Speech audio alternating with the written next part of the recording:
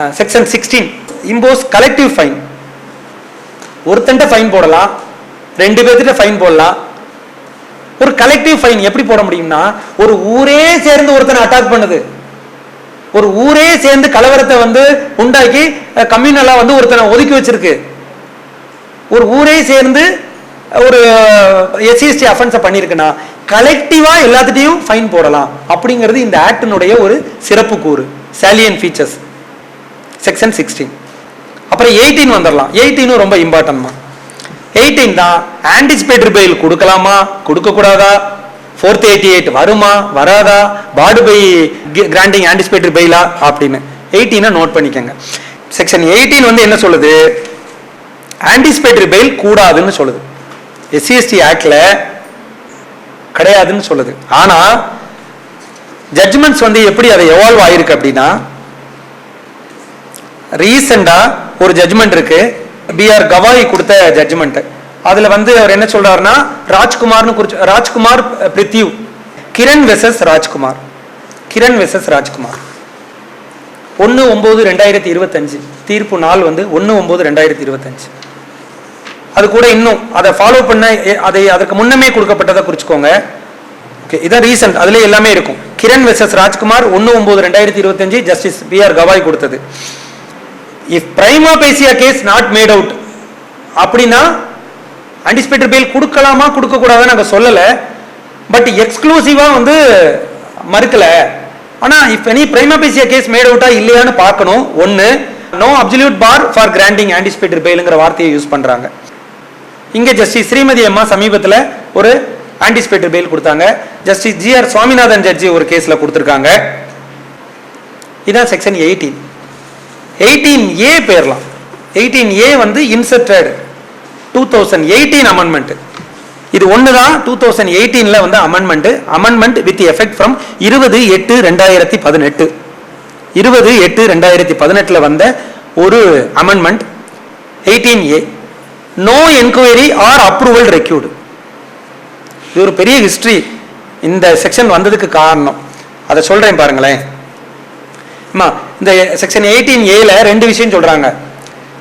Preliminary enquiry, இந்த section 18A preliminary என்கொயரியே தேவையில்லை, டைரக்டா எஃப்ஐஆர் போட்டுரு எஸ்சிஎஸ்டி அப்படின்னா.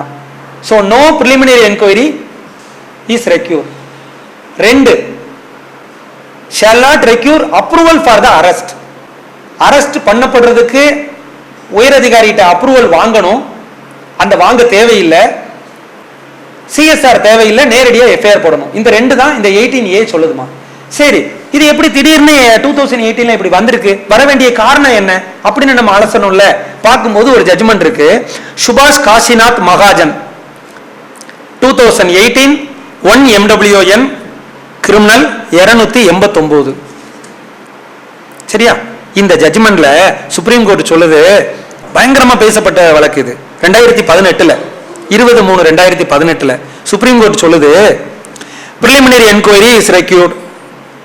நீ சிஎஸ்ஆர் வாங்கு, என்கொயரி பண்ணு, பிரைமா பேசிய கேஸ் இருந்தா எஃப்ஐஆர் போடு அப்படின்னு சொல்லுது. ஒண்ணு, அரெஸ்டுக்கு அப்ரூவல் வாங்கணுமா, எந்த டிபார்ட்மெண்ட்ல இருக்காரோ அந்த டிபார்ட்மெண்ட்டினுடைய உயரதிகாரிகிட்ட அப்ரூவல் வாங்கணும். இது பப்ளிக் சர்வெண்ட்னா. நான் பப்ளிக் சர்வெண்ட்னா எஸ்எஸ்பிட்ட, அந்த கன்சர்ன்ல எஸ்எஸ்பிட்ட அப்ரூவல் வாங்கிட்டு தான் அரெஸ்ட் பண்ணணும். இந்த ரெண்டு சுப்ரீம் கோர்ட் சொல்லுது. இது டேட் இன்னைக்கு 20/3/2018. அமெண்ட்மெண்ட பாருங்க, 20/8/2018 பார்லிமெண்ட் கடகடன் கூடி, இது ஆப்ஜெக்ட் ஆஃப் தி எஸ்சிஎஸ்டி ஆக்டையே சோழிய முடிக்கிறதா தீர்ப்பா இருக்கு அப்படின்னு கடகடன் எடுத்து இந்த செக்ஷன் 18A வந்தது. லீகலா ஃபைட் பண்ணிருக்காங்க பாருங்க. ரெண்டு, அந்த அமெண்ட்மெண்ட்ல என்ன பண்ணிருது ஆக்ட்ல, நீ சுப்ரீம் கோர்ட் சொல்றீங்கல்ல, நாங்க 18A அமெண்ட்மெண்ட்ல சொல்றோம், பிரிலிமினரி என்கொயரி தேவையில்லை, நேரடியாக வழக்கு போடலாம், அப்ரூவல் ஆஃப் அரெஸ்ட் அரெஸ்ட் பண்றதுக்கு அப்ரூவல் தேவையில்லைன்றாங்க. கொஞ்ச காலம் கழிச்சு அதே சுப்ரீம் கோர்ட் 2 நீதிபதி தீர்ப்புகளை எடுத்து ரிவ்யூ போறாங்க. அந்த மகாராஷ்டிரா ஸ்டேட் 3 நீதிபதிகள் அமர்வு, அவங்க ஆமாமா ஏற்கனவே போட்ட சுபாஷ் காசிநாத் மகாஜன் கேஸ நாங்க டோட்டலா ஸ்ட்ரைக் அவுட் பண்ணிருந்தோம், ரிவ்யூ பண்ணிருந்தோம் அப்படின்றாங்க. அந்த judgment Union of India versus State of Maharashtra. Union of India versus State of Maharashtra 2020 4 SEC 761 2020 4 SEC 761. சூப்பர்ல, அமெண்ட்மெண்ட்லயும் உடைச்சிட்டாங்க, நியூ இதுலயும் கொண்டு வந்துட்டாங்க. சோ இருவர் கொண்ட நீதிமன்றம் சுப்ரீம் கோர்ட் வந்து சொன்னதை ஃபுல் பெஞ்சான அந்த 3 நீதிபதிகளே வந்து ரிவ்யூ பண்ணி, அதனாலதான் இந்த செக்ஷன் 18A வந்து very very necessary. So SCST ஆக்ட்ல பிரிலிமினரி இன்கொயரி தேவையில்லை, ப்ரீ அரெஸ்டுக்கான அப்ரூவலும் தேவையில்லைங்கிறத நோட் பண்ணி வச்சுக்கணும். ஓகேவா? அப்புறம் section 19 probation of offenders. Probation of அஃபண்டர்ஸ்னா என்ன? ஒரு நன்னடத்தின் காரணமா சரிடா பாவம் பயபுள்ள மன்னிச்சு விட்டுருவோண்டா அப்படின்னு விடுறது தான் ப்ரொபேஷன் ஆஃப் அஃபண்டர்ஸ். இந்த probation of offenders whether applicable to the SCST Act or not, இதான் கொஸ்டின். செக்ஷன் 19ல சொல்லுது SCST ஆக்ட்ல அந்த ப்ரொபேஷன் வந்து இப்ப BNSSல வந்து 401 ப்ரொபேஷன் ஆஃப் அஃபண்டர்ஸ்னு விடலாம் ஒரு SCST அஃபென்ஸ்ல விக்டிமா இருந்தவன. ஆனா அது வந்து shall not apply to above 18. 18 வயதுக்குரிய நபர்கள் வந்து ஷெட்யூல் காஸ்ட் அஃபென்ஸ் பண்ணியிருந்தாங்கன்னா அவங்கள ப்ரொபேஷன் ஆஃப் அஃபெண்டர்ஸ்ல கோர்ட்டா பார்த்து விடலாம். ஆனா 18 வயதுக்கு மேல உள்ளவங்களுக்கு ப்ரொபேஷன் ஆஃப் அஃபெண்டர்ஸ்ல SCST ஆக்ட்ல இடம் இல்லை. ஓகேவா? அப்புறம் செக்ஷன் 20 இதை நம்ம ஏற்கனவே பார்த்துட்டோம், அதையும் போக்ஸ்கோ வருமா அப்படிங்கறதுல அந்த ஜட்ஜ்மெண்ட்ல பார்த்தோம். அப்புறம் section 21 duty of government to implementation of the act. இந்த அரசுக்கு கடமையும் பொறுப்பும் இருக்கு ஆக்டை இம்ப்ளிமெண்ட் பண்றதுல. அதுல மெயின் வந்து குறிச்சுக்கோங்க, செக்ஷன் 21ல ஸ்பாட் இன்ஸ்பெக்ஷன் அண்ட் சூப்பர்வைஷன். பிராக்கெட்ல வாச்சாத்தி வழக்குன்னு எழுதிக்கோங்க. ஜஸ்டிஸ் வேல்முருகன் அவர் போட்ட உத்தரவு பேரா 106ல பாருங்க. சூப்பர்வைசன் அதிகாரிகள் போயிருந்தாலே இந்த பிரச்சனையை தடுத்திருக்கலாம், இவ்வளவு பெரிய ஒரு சாதிய வன்முறை அங்க நடந்திருக்காது அப்படின்னு அதுல குறிப்பிட்டிருப்பாரு. பெரிய ஜட்ஜ்மெண்ட். சோ செக்ஷன் 21 வந்து கவர்மெண்ட் உடைய இம்ப்ளிமெண்டேஷன், எஃபெக்டிவ் இம்ப்ளிமெண்டேஷன். ஸோ இது ஆக்ட்மா. ரூல்ஸ் வந்து ரொம்ப கம்மியாக தான் இருக்கு. அந்த ரூல்ஸ் என்னன்னு வேகமா பார்த்துடலாம். ரூல் 4 சூப்பர்வைசன் நேரடியாக ஸ்பாட்டுக்கு போகணும். டிஸ்ட்ரிக்ட் மேஜிஸ்ட்ரேட்டோ கலெக்டரோ எஸ்பிஓ டிஎஸ்பிஓ ஸ்பாட்டுக்கு போய் செக்ஷன் 15ல ஸ்பெஷல் பிபி பப்ளிக் ப்ராசிக்யூட்டர், ஏன்னா நீங்க ஆக போறீங்க. Section 15 not less than 7 years அனுபவம் இருக்கணும். செக்ஷன் 15 தான் ஸ்பெஷல் பிபியை பத்தி சொல்லுது. ஏன்னா அது அப்படியே இங்க கொண்டு வரோம், இந்த ரூல் 4க்கு கொண்டு வந்துருந்தோம். நீங்க எழுதும் போதே செக்ஷன் 15ஐயும் ரூல் 4ஐயும் எழுதிருங்க. ரூல் 4 என்ன தெரியுமா? சூப்பர்வைசன் பவரோட சேர்ந்து எனக்கு வேணும் அப்படின்னா ரூல் 4 சப்கிளாஸ் 5 ஸ்பெஷல் பிபியை அப்பாயின்ட் பண்ணிக்கலாம். வேற எந்த ஆக்ட்லயும் இல்லாத ஒரு சிறப்பு இந்த SCST ஆக்ட்ல ஸ்பெஷல் ப்ரொவிஷன் ஒன்று இருக்கு. Rule subclass 4-5. ஒரு பிபி இருக்காரு, நான் இருக்கேன். நான் வந்துட்டு என்ன பண்றேன், ஆஸ் யூசுவலா அந்த கோர்ட்டுக்கு பிபியா இருக்கேன். நான் அந்த கேஸ்ல வந்து வில்லிங்கா இல்ல, ஆர்வம் காட்டல, இல்ல நான் பயாஸ்டா இருக்கேன், வெல போறேன். அப்ப தங்கச்சி என்ன பண்ணலாம்னா, இல்ல நான் தான் விக்டிம், இதுல வந்து பிணை கேஸை வச்சா செட் ஆகாது, அதனால நான் ஸ்பெஷல் பிபியாக ராவணன் சாரை இந்த கேஸ்ல அப்பாயிண்ட் பண்றேன் அப்படின்னு ரூல் 4-5ல டிஸ்ட்ரிக்ட் கலெக்டர்ட்ட we make an application before the district collector. District collector அதை பரிந்துரைக்கணும். ஸ்பெஷல் கோர்ட்டுக்கு அந்த அதிகாரம் இருக்கு, கொடுக்கலாம். அப்படி ராவணன் சார் வந்து அந்த கேஸ்ல தங்கச்சியோட கேஸ்ல வாதாடுவாரு, நான் கூடவே இருப்பேன். அந்த கேஸுக்கு மாத்திரம் கவர்மெண்ட் அவருக்கு பிபிக்கான அனைத்து போக்குவரத்து செலவுகள் எல்லாத்தையுமே கொடுத்து அவர் அந்த கேஸ்ல பிபியா இருப்பார். ஒரு பெக்குலியரான அஃபென்ஸ்ல, இந்த பெக்குலியரான செக்ஷன்ல அது நிறைய வழக்குகள். இப்ப வந்து பகத்சிங்னு ஒரு அண்ணன், பாப்பா மோகன் சாரு, என்னுடைய குரு மூத்த வழக்கறிஞர் Lajapathi Rai sir, CM Arumugam sir, நண்பன் கருப்புசாமி பாண்டியன், பா ரத்னம் சாரு, இப்படி ஹென்ரி டிஃபைன் சாரு, கருணாநிதி, இப்படி நம்ம மதுரை நீதிமன்றத்திலேயே நிறைய சமூகம் சார்ந்த வழக்கறிஞர்கள், சமூக நீதி பேசக்கூடிய வழக்கறிஞர்களை ஸ்பெஷல் பிபியா அந்த கேஸ்க்கு மட்டும் ஸ்பெஷல் பிபியா இருப்பாங்க. அதுல வந்து அப்படி ஸ்பெஷல் பிபியினுடைய ரூல் 4-5 என்ன சக்சஸ் அப்படின்னா, கோகுல்ராஜ் சுவாதி கேஸ், OPS அவருடைய தம்பி O ராஜா கேஸ், சங்கர் கௌசல்யா கேஸ், இப்படி எல்லா கேஸ்லயுமே குற்றவாளிகளுக்கு தண்டனை கொடுப்பதற்கான வாய்ப்புகளை உருவாக்குனது அந்த ஸ்பெஷல் பிபிகள் தான். அதுல வித்தியாசமான ஒரே ஒரு கேஸ் இருந்தது, ஜஸ்டிஸ் விக்டோரியா கௌரி ஜட்ஜிட்ட வருது. ஒரு கேஸ்ல கருப்புசாமி பாண்டியன் அப்பாயின்ட் பண்ணியிருக்காங்க. அதை சேலஞ்ச் பண்ணி வாராரு. நம்ம சங்கத்தினுடைய பொறுப்பாளர் சாரங்கண்ணன் தான் அரசு வழக்கறிஞர். அந்த வழக்குல வாதாடும் போது இல்ல அது ஆல்ரெடி ட்ரையலுக்கே முடிய போதுங்க, இப்ப போய் ஸ்பெஷல் பிபி இவரை போடுறீங்க அப்படின்னு அந்த அக்யூஸ்ட் நபர் கோர்ட்டு கதவை தட்டுறாரு. அப்போ விக்டோரியா கௌரி ஜட்ஜ் ஆர்டர் போடுறாங்க, SC ST ஆக்ட்ல ரூல் 4 சப் கிளாஸ் 5ல இந்த நேரத்துல தான் ஸ்பெஷல் பிபி வைக்கணும்னு கிடையாது, till the time of very good அப்ப வரைக்கும் வைக்கலாம் அப்படின்னு சொல்லி ஆர்டர் போடுறாங்க. அது ரூல் 4 அந்த ஜட்ஜ்மெண்ட்டையும் நான் உங்களுக்கு சொல்லியிருந்தேன். Yes super. இன்னொரு தகவலை சொல்லிட்டாரு. அதர் அஃபென்சஸ் இருக்குல்ல, other IPC SC ST act இல்லாம மற்ற அஃபென்ஸ்ல வந்து இல்ல விக்டிம் சார்பா வரணும்னா ராவணன் சார் சொன்ன மாதிரி அசிஸ்ட் த பிபி நம்ம இது பண்ணணும். 201 300ல வரும். நம்ம அப்ளிகேஷன் ஃபைல் பண்ணி போகணும். வாஞ்சிநாதன் ஒரு கேஸ்ல, ஒரு சென்சிட்டிவான கேஸ்ல அசிஸ்ட் த பிபி போயிட்டு விக்டிமுக்கு வந்து இது பண்ணாரு. அந்த கேஸ்ல வந்து போக்ஸ்கோ கேஸ்ல. இந்த விக்டோரியா கௌரி ஜட்ஜ் அம்மா போட்டது வந்து Bharathidasan versus collector Tiruchi 2023 3 MLJ criminal 607. 2023 3 MLJ criminal 607. அப்புறம் ரூல் வந்து 6, ரூல் 6ம் 12(1)ஐயும் பார்த்துடலாம். ரூல் 6(12)(1).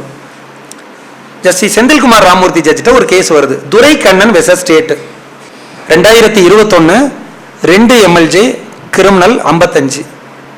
2021 2 MLJ criminal 55. அதை சுப்ரீம் கோர்ட் ஒன்று ஃபாலோ பண்ணியிருக்காரு அவர், Swaran Singh versus state 2008 3 MLJ criminal 856.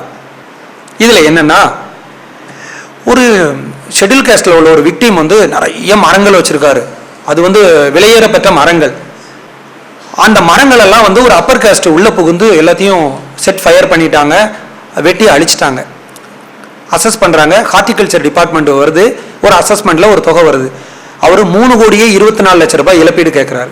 எந்த அடிப்படையில்? ஸ்பாட் இன்ஸ்பெக்ஷன் போகணும், அசஸ் த டேமேஜஸ் வரணும்னு ரூல் 6ஐயும் 12ஐயும் மேற்கோள் காட்டி நீதிமன்றத்தை அணுகிறாரு. ஜட்ஜி என்ன ஆர்டர் போடுறாங்க, அதுல 2 விஷயம் நோட் பண்றாங்க. ரொம்ப ஒரு நல்ல சூப்பரா அதை ரசிச்சு எழுதியிருக்காருன்னு நினைக்கிறேன். ஜட்ஜி என்ன சொல்லியிருக்காங்க, இந்த பேமெண்ட் ஆஃப் ரிலீஃப் இருக்குல்ல, அது not intended to be ad hoc or ex gratia. கருணை தொகையை கொடுக்கறதோ எக்ஸ்கிரேசியாவோ அல்லது அட்காக்காவோ கொடுக்கறது கிடையாது. Only assess based on the inspection, assess the damage based on the inspection. Sir தான் டிஎஸ்பி அப்படின்னா ஸ்பாட்டுக்கு அவரு, தங்கச்சி தான் ஏஎஸ்பின்னா அந்த அத்தாரிட்டி, அவங்க ஸ்பாட்டுக்கு போய் அசஸ் பண்ணி டேமேஜை கொடுக்கறதுல தான் அமௌண்ட்டை ஃபிக்ஸ் பண்ணணுமே தவிர இது ஒன்றும் எக்ஸ்கிரேசியா கிடையாது அப்படின்னு சொல்லி டிசைட் பண்ணியிருப்பார். அதான் Duraikannan case. So spot inspection வேணும், மெஷர் வேணும். Rule 7(1), rule 7(2). இது இந்த ஆக்டையே என்ன கேட்டா ஆப்ஜெக்டையே காலி பண்ண ரூலா இருக்கும்னு நான் நினைக்கிறேன். ரூல் 7(1) என்ன சொல்லுது, டிஎஸ்பி தான் என்கொயரி பண்ணணும், not below the rank of DSP. In normal கேஸ்ல இன்ஸ்பெக்டர் வருவாரு, உங்களுக்கு தெரியும், IO. Not below the rank of DSP, rule 7(1). Rule 7(2) முன்னாடி 30 நாள் இருந்தது, இப்போ 60 நாளைக்குள்ள சார்ஜ் ஷீட் போடணும். தி charge sheet should be filed within 60 days. எப்ப? 2015 அமெண்ட்மெண்ட். சரியா? அப்ப கேட்கும்போது நல்லா இருக்கா, ஒரு பேப்பர் டைகர் மாதிரி இருக்கா, நல்லா இனிப்பா இருக்கு. என்ன இருக்கு? 7(1) ஏப்பா டிஎஸ்பி தாண்டா விசாரிக்கணும். ரூல் 7(2) 60 நாளைக்குள்ளே சார்ஜ் ஷீட் போடணும்னு. ஆனா சில நீதிமன்றங்கள்ல தீர்ப்பு அக்யூஸ்ட் தரப்புல எப்படி எடுக்கிறாங்கன்னா, ரூல் 7(1)ல ஒரு வார்த்தை இருக்கு, the DSP specially appointed by SP or government இருக்கு, by the state government. DSP specially appointed by SP or government இருக்கு. ஒரு வார்த்தையா? நம்ம நார்மலா என்ன கேஸ்ல இருக்கும், SC/ST அஃபென்ஸ்ல மேலூர்ல நடக்கிற அஃபென்ஸ், ஓகே, அப்ப மேலூர் டிஎஸ்பி விசாரி. திருமங்கலத்துல நடக்குது, திருமங்கலம் டிஎஸ்பி விசாரிங்க, அப்படிதானே இருக்கும். அதுல ப்ராசிக்யூஷன் சைட்ல இவரை இந்த வழக்கிற்காக சிறப்பாக நான் சிறப்பு நியமனம் செய்கிறேன் அப்படின்னு சொல்லி அந்த சிங்கம் படத்துல சொல்லுவார்ல, சிங்கம் ஸ்பெஷலி அப்பாயிண்டட் கடக்கடன்னு அடிப்பானல, அந்த மாதிரி ஒரு அப்பாயின்மெண்ட் ஆர்டர் கொடுத்துருக்கணும். அப்படி ஒரு அப்பாயின்மெண்ட் ஆர்டர் இல்லைங்கிறதுக்காகவே கேஸையே கோஷ் பண்ணிட்டாங்க. நிறைய கேஸ் கோஷ் ஆயிட்டு. 1 7(2) 60 டேஸ்ல சார்ஜ் ஷீட் போடணும். ஏதோ ஒரு சூழ்நிலையில் ஐஓ சார்ஜ் ஷீட்டு வித்தின் 60 டேஸில் போட்டிருக்க மாட்டார். அதை 60 டேஸில் போடலைங்கிறதுக்காகவே ரீசெண்டாக நிறைய கேசஸ் குவாஷ் ஆகிருக்கு. Manimegalai versus state, Karnan versus state, Sekar versus DSP, Periyasamy, Ponnusamy, Vijayalakshmi, report எல்லாமே நான் ஷார்ட்டாக கொடுத்துருவேன். கண்டென்ட் இதுதான். அப்போ நீங்கள் வருங்காலத்தில் ஏபிபியாவோ மஜிஸ்ட்ரேட்டாவோ ஆகும்போது இந்த சார்ஜ் ஷீட்டை 60 டேஸில் போட வைக்கிறதுக்கான இம்ப்ளிமெண்ட் பண்ணுங்க. ஸ்பெஷலி சார் டிஎஸ்பி சார் நீங்கள் அப்பாயின்ட் பண்ணியிருக்காங்களா அப்படின்னா அவருக்கான ஸ்பெஷலி அப்பாயின்மெண்ட் ஆர்டர் இருக்கா, ரூலில் இருக்கு சார் அப்படின்னு நீங்கள் என்லைட் பண்ணுங்க. உங்கள் கண்ணுக்கு தெரியாத ஒரு விக்டீம் இருக்கான்ல, அந்த விக்டீமை அவனுக்கான உரிமையை நிலைநாட்டுறதுக்கு அந்த 7(1)ஐயும் 7(2)ஐயும் நீங்கள் கொண்டு வரணும். இதுதான் இது. ஓகேவா? ஒரு சகோதரி மட்டும் சொன்னாங்க பஞ்சமி லேண்டை சொன்னாங்க. பஞ்சமி லேண்டும் இந்த இதில் வந்துடும். அதாவது எப்படி நத்தம் லேண்டு கவர்மெண்ட் புறம்போக்கு லேண்ட், நத்தம் லேண்டை வந்து அவ்வளோதான் நோவன்ஸ் லேண்டு. அப்படி ஒன்னொரு இதில் வரும்போது பஞ்சமி லேண்டு. பஞ்சமி லேண்டு வந்து only exclusively for schedule cost பீப்புளுக்கு மட்டுமே கொடுக்கப்படக்கூடிய இடம். அந்த இடத்தை அவர்கள் மட்டும்தான் பயன்படுத்த முடியும். ஒருவேளை அவர்கள் வந்து அதை சேல் கன்சிடரேஷனாக கொடுக்கணும்னு நினைச்சா கூட அது இன்னொரு ஷெட்யூல் காஸ்ட் கம்யூனிட்டி சார்ந்த நபர்களுக்கு மட்டும்தான் கொடுக்க முடியும். விற்கவோ வாங்கவோ முடியுமே தவிர வேறு யாரேனும் அதை பயன்படுத்த முடியாது. அப்படி ஒரு கொயர்சிவா ஒரு பக்கத்தில் வாங்கியிருந்தாங்கன்னா அதை நீதிமன்றத்தின் மூலமாக அந்த கன்சர்ன் டிபார்ட்மெண்ட் ஆயுதரோட வெல்ஃபேர் டிபார்ட்மெண்ட் மூலமாகவே ஒரு மனு கொடுத்து பிறகு நீதிமன்றத்தை அணுகி அந்த பஞ்சமி லேண்டையே வந்து அந்த குறிப்பிட்ட ஷெட்யூல் காஸ்ட் நபர்கள் வந்து உரிமையாக்கி கொள்ளலாம். சரியா? வேற ஏதேனும் சந்தேகம் இருந்ததாமா?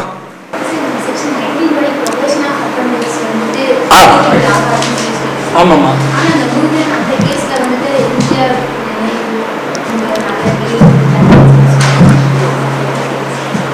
உண்மையில்ல நியாயமானதுதான். என்னன்னா கேட்ட கொஸ்டின் உங்களுக்கு புரிஞ்சதா? செக்ஷன் 19 என்ன சொல்லுதுன்னா probation of offenders act வந்து will not apply to the SC/ST act.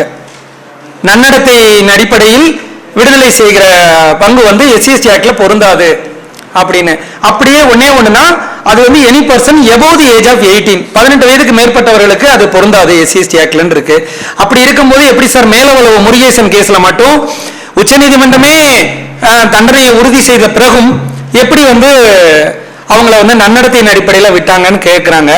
அது வந்து ஒரு எம்ஜிஆர் அவர்களுடைய பிறந்த நாளை முன்னிட்டு சிறையில் அவங்க நன்னடத்தையா இருந்தாங்க அப்படிங்கிற அடிப்படையில் ஒரு ஸ்பெஷலாக ஒரு ஜிஓ பாஸ் பண்ணி கடந்த ஆட்சியில் அவங்கள வந்து வெளியேற்றுறாங்க.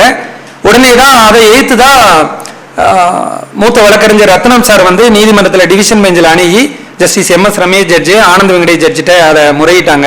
இது எப்படி நன்னடத்தையின் அடிப்படையில் வரும், வராதில்ல, அவங்களை எப்படி வெளியேற்றலாங்கும் போது கவர்மெண்ட் அப்போ ஜட்ஜு வந்து அதை ஒரு ரிலாக்ஸேஷன் மட்டும் வேற மாவட்டத்தில் அவங்கள இருக்க சொல்லி இந்த பகுதியில் இருந்தால் திரும்ப அட்ராசிட்டி வரும், வேற ஒரு பகுதியில் மட்டும் இருந்து இருக்கட்டும் அப்படின்னாங்க. அது பிற்பாடு வந்து நீதிபதி ஜெயச்சந்திரன் அவர்கள்ட்ட வந்து கவர்மெண்ட் ஆர்டரையே வந்து அதை அப்ஹோல்ட் பண்ணாங்க. அந்த தீர்ப்பும் நான் வச்சிருக்கிறேன், அது உங்களுக்கு அதை அனுப்புகிறேன். அதில் ஃபுல்லாக டீட்டெயில்டாக அந்த விஷயத்துக்கு ஆன்சர் இருக்கு. சரிங்களா?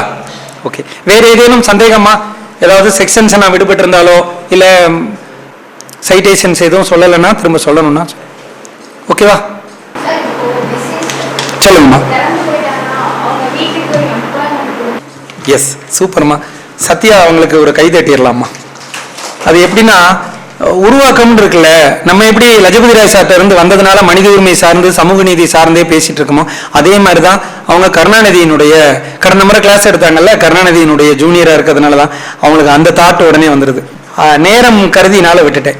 ரூல்ஸ் 12 சப்கிளாஸ் 4 காம்பன்சேஷன் கொடுக்கறது சம்பந்தமாகவும் ரிலீஃப் கொடுக்கறது சம்பந்தமாகவும் SC/ST ஆக்ட் சொல்லுது. அந்த ரூல் 12(4) அது என்ன, மற்றவங்களுக்கு மட்டும் வந்து காம்பன்சேஷன் கொடுக்கப்படலை, ஐபிசி அஃபென்ஸ்க்கெல்லாம் SC/STக்கு மட்டும் ஏன் கொடுக்குறாங்க அப்படின்னா அதுதான் இந்த SC/ST ஆக்டினுடைய ஒரு அஃபர்மேட்டிவ் ஆக்ஷனே.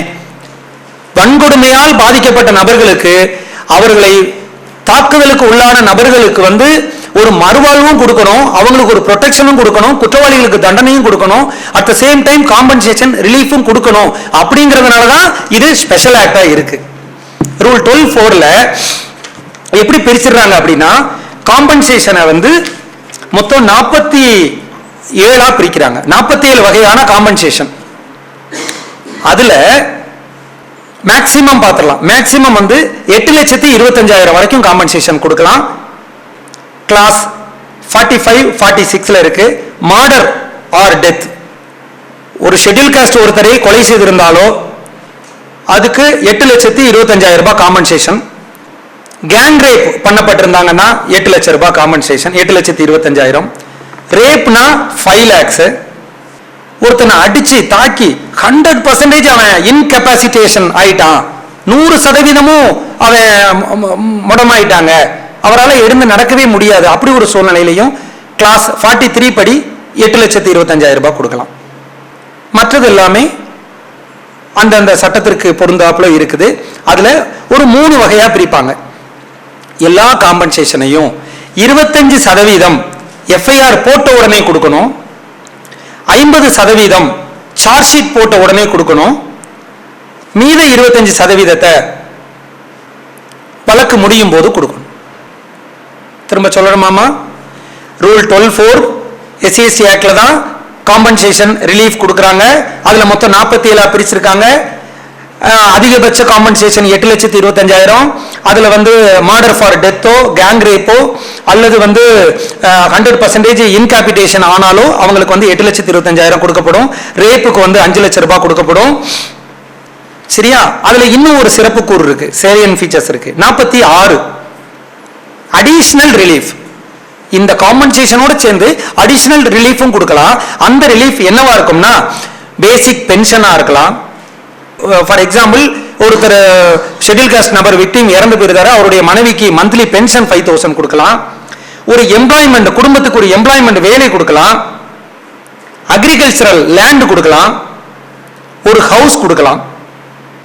அந்த குழந்தைங்களுக்கு, விக்டிமுடைய குழந்தைங்களுக்கு full cost of education graduation வரைக்கும், அப் டு கிராஜுவேஷன் வரைக்கும் கொடுக்கலாம். உடன்சில், ரைஸ், வீட்டு, டீல்ஸ், பல்சஸ், பருப்பு, அரிசி, இது எல்லாமே கொடுக்கலாம். சரி, அதை எப்படி பெறுவது அப்படின்னா, நீங்க வருங்கால பிபி ஜட்ஜஸ் நீங்க வரும்போது ஒரு பஞ்சபாவமா ஒருத்தங்க வந்திருப்பாங்க, கை குழந்தை வச்சிருப்பாங்க. நேற்றுக்கு கூட சகோதரி கண்ணகி ஒருத்தங்களை கூட்டு வந்திருந்தாங்க, திருநெல்வேலியில நடந்துட்டு இருக்கிறது. கூட லா படிக்கிறான்னு சொல்றாங்க, ஆனா பார்த்தா அவங்களே ஒரு அட்ராசிட்டியில பாதிக்கப்பட்ட நபரா இருந்தாங்க. அவங்களுக்கு நம்ம எப்படி எக்ஸ்பிளைன் பண்ணி என்ன, சரி அதை நம்ம ஃப்ரீ லீகல் எய்டா அந்த வழக்கை அவங்களுக்கு நம்ம செஞ்சு கொடுக்கணும் அப்படின்னு சொல்லி அனுப்பியிருக்கோம், லீவ் முடிஞ்ச உடனே வாங்கன்னு. அந்த மாதிரி நபர்கள் நம்மகிட்ட வரும்போது, நீங்க வருங்கால அரசு வழக்கறிஞர்களா நீதிபதிகளா இருக்கும்போது அதை சமூக நீதி கண்ணோட்டத்தோடு இந்த SCST ரூலோட நீங்க எப்படி பார்க்கணும் அப்படின்னா, அடிஷனல் ரிலீஃப் கேட்கலாம். உன் வீட்டுக்காரர் வந்து SCSTல மர்டர் ஆயிருக்காரு, தண்டனை வாங்கி கொடுத்து குற்றவாளிகளை ஜெயில அடைக்கிறதுங்கிறது ஒரு பக்கம். அட் த சேம் டைம் நீ வேலை கேட்டு அல்லது வீடு இல்லாம இருந்தனா உனக்கு நீ வீடு கேட்டு, ஒரு பட்டா நிலம் கேட்டு, உன் வீட்டுக்கு சாப்பாட்டுக்கே வழி இல்லாம இருந்தனா அரிசி பருப்பு கோதுமை கேட்டு, ஒரு குடும்பத்துல உன் பிள்ளைங்க யாராவது படிச்சிருந்தாங்கன்னா ஒரு வேலை கேட்டு, நீ ரூல் 12(4)ல மாவட்ட ஆட்சியர் அலுவலகத்துல ஒரு மனு கொடுத்து அதை முறையிடலாமா? அதுக்கப்புறம் அங்க கொடுக்கல அப்படின்னா ஸ்பெஷல் கோர்ட்லயோ ஹை கோர்ட்லயோ அதை முறையிட்டு நீ ரிட் பெட்டிஷன் போட்டு காம்பன்சேஷனை வாங்கிக்கலாம் அப்படின்னு வருங்கால அரசு வழக்கறிஞரும் நீதிபதிகளான நீங்க அதை வலியுறுத்த வேண்டிய கடமையும் பொறுப்பும் உங்ககிட்ட இருக்கு. ஓகேவா? வேற தேங்க்யூமா, நான் அதை உண்மையிலே மிஸ் பண்ணியிருந்தேன்.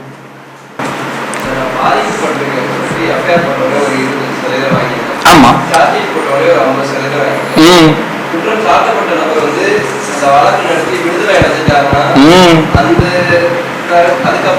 அருமை அருமை அருமை. ஜஸ்டிஸ் செந்தில்குமார் ராமமூர்த்தி ஜட்ஜி ஒரு உத்தரவு போட்டதாக சொன்னேன்ல, அதை அப்படியே நீங்க அதுக்கு பதிலாக எடுத்துக்கலாம். என்ன கொடுத்திருந்தாங்கன்னா, ஒரு நல்ல வார்த்தை, லா டிக்டம் ரூல் 6(12)க்கு சொல்லியிருந்தோம். Duraikannan versus state 2021 2 MLJ criminal 55. அதுல ஒரு வார்த்தை பயன்படுத்தி இருப்பாரு. Rule 6 and 12 stipulated do not recure that the conviction of the accused should precede or be a condition for the grant of relief. அது எந்த விதத்திலையும் அவர் விடுதலையாகிறாரா தண்டனையாகிறாருங்கிறது கருத்தில் கொள்ள தேவையில்லை. அட்ராசிட்டி நடந்துள்ளதா, SC/ST அட்ராசிட்டி நடந்துள்ளதா என்றால் அந்த காம்பன்சேஷன் வழங்கப்படணும். ஆமா, ஹைபர் டெக்னாலஜி கிரவுண்ட்ல அக்யூட்டல் ஆகலாம், விடுதலைகள் ஆகலாம்.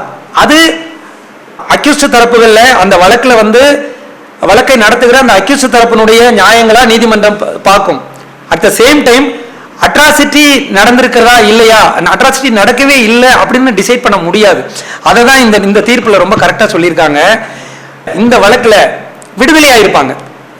இந்த துரைக்கண்ணன் வெர்சஸ் ஸ்டேட் கேஸ்ல விடுதலையானதுக்கு அப்புறம் தான் அவர் 3,24,00,000 ரூபாய் தான் கஷ்டப்பட்டு வளர்ந்த மரங்கள் எல்லாத்தையுமே அழிச்சிட்டாங்க, அதனுடைய சேத மதிப்புக்கு எனக்கு வந்து அமௌண்ட் வேணும்னு கேட்கும் போது தான் நீதிபதி வந்து இது ஒரு இஸ் நாட் அ கண்டிஷன் அப்படின்னு சொல்லி ஃபர்தரா நீங்க வந்து அசஸ் பண்ணணும், அட்ராசிட்டியினுடைய தன்மையை அசஸ் பண்ணிட்டு தான் நீங்க காம்பன்சேஷன் ஃபிக்ஸ் பண்ணணும்னு சொல்லியிருப்பார். சரிங்களா, வெரி குட். அப்புறம் அசோக் பிரதர் இன்னொரு இந்த செக்ஷன்ல வந்து ப்ரீ செஷன்ல ஒரு கேள்வி கேட்டீங்களா, தேவிமா சொன்னாங்க. நீங்க கேட்டது நான் வேற மாதிரி உள்வாங்கிட்டேன்னு நினைக்கிறேன். நீங்க கேட்டது வந்து சுப்ரீம் கோர்ட்டுக்கு ஒரு ஷெட்யூல் காஸ்ட் விக்டிம் வந்து அப்பீல் போகலாமான்னு கேட்டிருக்கீங்க. நான் வந்து அதை ஸ்பெஷல் லீவா சொன்னேன். ரூல் 15ல என்ன சொல்லுது, 14-15ல சொல்லுங்க, 15(3) என்ன சொல்லுது, காலையில பார்த்தோம்ல 15(3). 15A(5) பெயிலோ எனி ப்ரொசீடிங்ஸ் SC/STக்கு நோட்டீஸ் கொடுக்கணும், விக்டிமுடைய ஆப்பர்ச்சுனிட்டி கொடுக்கணும், அவரை கருத்தில் கேட்கணும் 15A. அதனால இங்க கோர்ட்ல நம்மளா வாலண்டியரா ஒரு ஸ்பெஷல் லீவ் பெட்டிஷன் போட்டு நம்ம வர தேவை இருக்காது. ஆனா வழக்குல தோர்த்த பிறகு இங்க பெயிலே டிஸ்மிஸ் ஆகுது, பாதிக்கப்பட்டவருக்கு அக்யூஸ்டுக்கு வந்து டிஸ்மிஸ் ஆகுதுன்னா அவர் சுப்ரீம் கோர்ட்டுக்கு ஏன் போகலன்னு அவ்வளவு ஈஸியா சுப்ரீம் கோர்ட்டுக்கு போக தேவை இருக்காது. அங்கேயும் போய் பெயிலே கிடைக்கலன்னா ரெமடியே நீங்க எக்ஸ்காஸ் ரெமடி சுப்ரீம் கோர்ட்டே கொடுத்துட்டீங்கன்னா ஹைகோர்ட் அதுக்கப்புறம் உங்களுக்கு பெயிலே கொடுக்காதில்ல, டிஸ்ட்ரிக்ட் கோர்ட்டும் கொடுக்காதில்ல. அதனால எகெயின் நம்ம ஒரு பெயில் பெட்டிஷன் டிஸ்மிஸ் ஆகும்போது நம்மளுடைய அட்வைஸ் என்னவா இருக்கணும்னா எகெயின் டிஸ்ட்ரிக்ட் கோர்ட்டை ஒரு தடவை செகண்ட் பெயில் மூவ் பண்றது, தேர்ட் பெயில் மூவ் பண்றது, அதுவும் இல்லாத பட்சத்தில் உயர்நீதிமன்றத்தில் மூவ் பண்றது, இவென்ச்சுவலா தான் சுப்ரீம் கோர்ட்டை நம்ம முடிவு பண்ணணும். அதனாலதான் அதான் பெஸ்ட் அட்வைஸா நம்ம கொடுக்கணும். நம்மளை நம்பி வந்திருக்கிற விக்டிமுக்கு வந்து நாம செய்து கொடுக்குற நம்மளுடைய டியூட்டி அண்ட் ரெஸ்பான்சிபிலிட்டியில அது வந்துடும். எடுத்த உடனே இங்கேயே டிஸ்மிஸ் ஆயிட்டுன்னு சுப்ரீம் கோர்ட் போனோம்னா அங்க காலி ஆயிடுச்சுன்னா ஒன்றும் முடியாது. ஓகேவாம்மா, அடுத்த ஆக்ட் போயிடலாமா? Sexual harassment of women at workplace act. பணியிடத்தில் பெண்களுக்கான பாதுகாப்பு சட்டம், பிரிவென்ஷன் அண்ட் ரெட்ரஸல், தடுப்பு மற்றும் அதற்கான தீர்வு. Sexual harassment of women at workplace, prevention, prohibition and redressal act 2013. Act வந்தது 30/1/1990.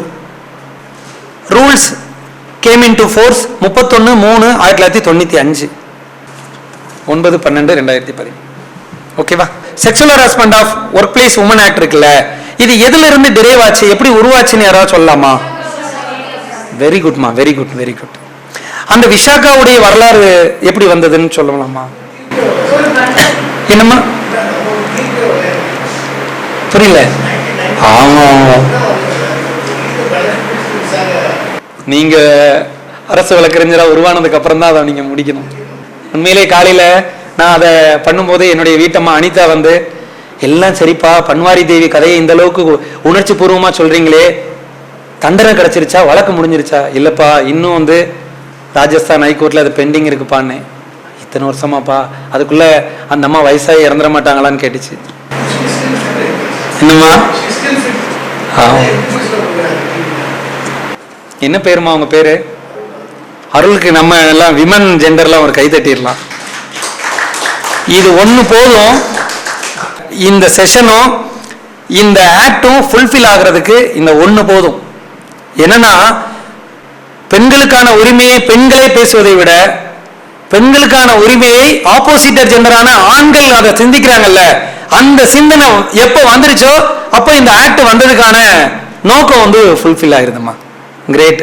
எப்படின்னா, காலையில நம்ம பார்த்த ஷெட்யூல் காஸ்ட், நாம தான் ஷெட்யூல் காஸ்ட் கிடையாது, நாமே இவங்களுடைய உரிமைகள் அப்படின்னு யோசிக்காம மெயின் ஸ்ட்ரீம் சொசைட்டியா பொது ஜனமா நாம யோசிக்கிறோம்ல, அப்ப யோசிக்கும் போதுதான் சமூக நீதியே வெளிப்பட்டுரும். அது ரிசர்வேஷனை மட்டும் நான் கடைசியில் சொல்றேன். ரிசர்வேஷன் விஷயம் ஒருவேளை மற்றவங்களுக்கு ஒரு திங்க் இருக்கலாம், அதை மட்டும் கூட நான் சொல்லிடுறேன். ரிசர்வேஷனை பொறுத்த மட்டும் இவங்க கோட்டால வந்தவங்க, இவங்க ரிசர்வேஷன்ல இருந்து வந்தவங்க, அதனால இவங்களுக்கு வேலை கிடைக்குது, வீடு கிடைக்குது, காம்பன்சேஷன் கிடைக்குது, சீட்டும் ஈஸியா கிடைச்சிருது. ஆனா நாங்க கடுமையா கஷ்டப்பட்டு எல்லாம் வந்திருக்கோம், எங்களுக்கு இல்ல அப்படிங்கிற ஒரு பொது புத்தி நமக்குள்ள இருக்கும். அது வந்து வருங்கால லீகல் ஃபீல்டில் இருக்கக்கூடிய ஜுடிஷியல் ஆஃபீஸர்ஸாக இருக்கக்கூடிய நம்ம கிட்ட இருக்கவும் கூடாது. நாம அதை வந்து ரிஃபர்மேட்டிவாக அடுத்து கொண்டு போகணும். நம்பர் 1, பிசிக்கு வந்து 30% reservation. BC 30%, MBC 20%, SC 18%, ST 1%, economically weaker section WS 10%. மொத்தம் எவ்வளோ ஆச்சு? 79 ஆச்சா? 69 + 10 79 இருக்குமா? பிசி 30%. அதுல என்னென்ன வந்துருவாங்க? சில இடங்கள்ல நாடார் சமுதாயம் வந்துருவாங்க, வன்னியர் சமுதாயம் வந்துருவாங்க, யாதவர் சமுதாயம் வந்துருவாங்க, சோன்சோ எல்லாமே வந்துருவாங்க. அந்த 30ல ஒரு 3% மட்டும் பிசிஎம் அப்படின்னு முஸ்லீமுக்கு கொடுக்குறாங்க. இன்க்ளூடிங் 30ல தான், அமாங் த 30ல தான். பிசிஎம் முஸ்லீமுக்கு 3. ஸோ பிசிக்கு 30, எம்பிசி 20, 30 20 50, எஸ்சி மக்களுக்கு 18 68. அந்த எஸ்சிக்குரிய 18ல எஸ்சிஏ அப்படின்னு அருந்ததியர்களுக்கு, அந்த எஸ்சியிலேயே கம்மியா இருக்கிற எஸ்சிஏ அருந்ததியருக்கு உள் இடஒதுக்கீடு. அப்புறம் எஸ்டி ஷெட்யூல் ட்ரைப்ஸுக்கு 1. 69 ஆச்சா? இப்ப சமீபத்தில் கொண்டு வரப்பட்ட பொருளாதார அடிப்படையில் இடஒதுக்கீடு, அது யார் வருவா? உயர்ந்த வகுப்பினராக சொல்லக்கூடிய நபர்கள். கல்வியாலும் பொருளாதாரத்திலையும் எல்லாத்திலையுமே சொசைட்டில பெரிய ஆளா இருக்கிறவங்கலாம் ரிசர்வேஷன் 10, 79%. அப்ப where is the question of reservation only given to the schedule caste community, schedule tribes கம்யூனிட்டின்னு எப்படி டிசைட் பண்ண முடியும்? கோட்டால வந்தவன் எப்படி யாரோ ஒருத்தரை டிசைட் பண்ண முடியும்? சரி, 79 முடிஞ்சிருச்சு. மீதம் 100ல எவ்வளவு இருக்கு மீதம்? சொல்லுங்கம்மா. இந்த 21 தான் ஜெனரல் கோட்டால அடிச்சு வராங்க. அந்த ஜெனரல் கோட்டாலையும் என்ன பண்ணிடலாம்? 200 ரிசர்வேஷன் இருக்கும், 200 பாயிண்ட் ரிசர்வேஷன். இப்ப ப்ரமோஷனுக்கு மட்டும்தான் கிடையாதுன்னு ஜட்ஜ்மெண்ட் வந்துருச்சு. ப்ரமோஷன் சீனியாரிட்டியில கிடையாது, பட் ரெக்ரூட்மெண்ட்ல ரிசர்வேஷன் இன்னும் இருக்கு. அந்த ரிசர்வேஷன் எப்படி? நான் பிசியில் உள்ள 30%.